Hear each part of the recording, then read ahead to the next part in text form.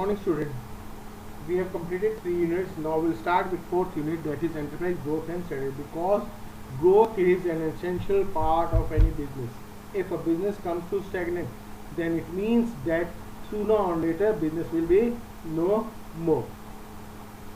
Now, growth and development of enterprise. Growth is utmost importance for survival of enterprise. Like, take an example.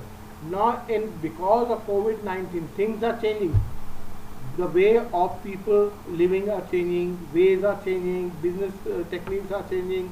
So growth is important. Once a business has started generating adequate profit, growth is next existing challenge. Like, take an example of Tata. They started with steel, then they started with other industries. Now, so growth is there. Now, or take an example at cycles. Now growth was not there. So in the month of July only, they have stopped producing their product. Or take an example of American car. Growth was not there. They shut down their plants. Although American car was one of the best cars of India.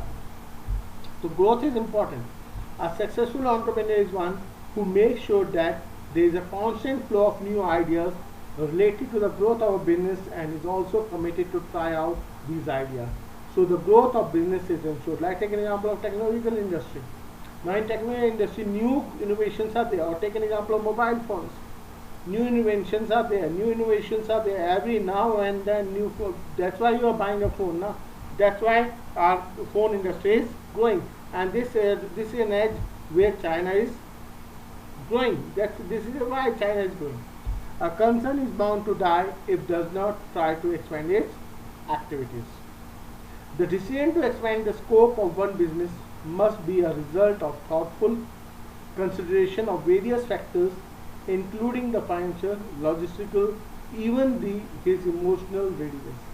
According to Don Sommer was former president of Sony Corporation India. He says that where a company comes from are less important than where it is going. As boundaries are erased, corporate birth certificate won't count much.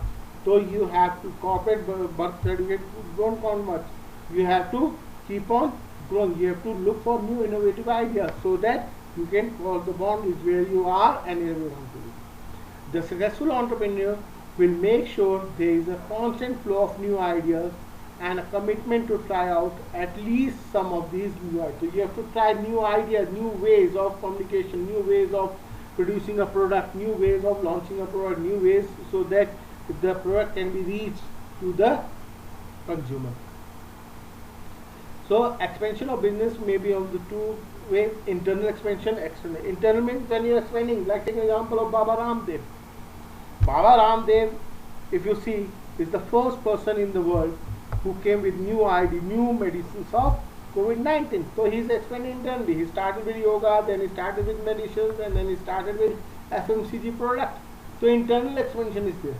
The internal expansion, it is a flow and time-consuming process which is a result of gradual increase in the activities of the enterprise. A firm may expand internally by expanding its present production capacity, by increasing the number of machines, replacing the old machines with new technological machines, entering new areas of production or marketing or both. Like, an example of Reliance. They enter into new ways. They enter into telecommunication center, and they were the first one in India to launch 4G, and they are the first one to launch 5G. So increasing their output of the enterprise. So you have to keep in mind that your product should keep on growing.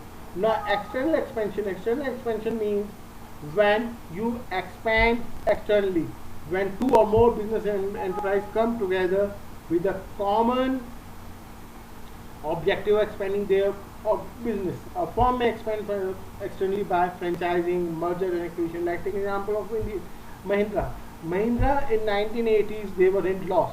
Now they are running 144 companies, various products. They came in, they had a merger with Kinetic Honda. They acquired Kinetic Honda and they came into they started with two-wheelers. Then they acquired Satyam Industries and they came into the software industry. So these